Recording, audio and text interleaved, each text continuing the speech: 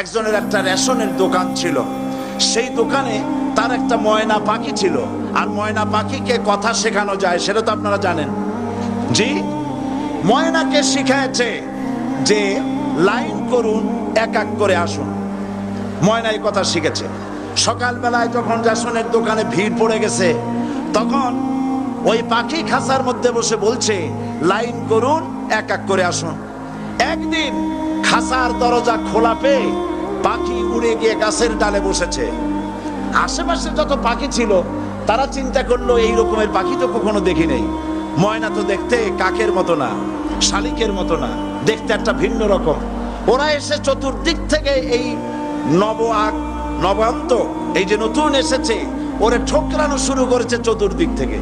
ঠোকরানি খেয়ে ময়না বলতেছে লাইন করুন, এক এক করে আসুন। এখন ময়না তো বোঝে না যে কি বলতেছি, আর যে পাখিরা ঠোকরাচ্ছে তারাও তো বোঝে না যে কি শুনতেছি।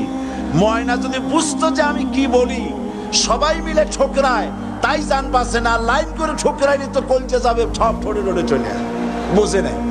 আমাদের অবস্থা তাই হয়েছে। সুতরাং এই কালেমার দাওয়াত যখন হযরতে মুসা আলাইহিস সালাম দিলেন, ফেরাউন বলল আমি তো জানি না যে আমি ছাড়া আরো কোন ইলাহ আছে, আইনদাতা তো আমি, তুমি নতুন কোথা থেকে আইনদাতা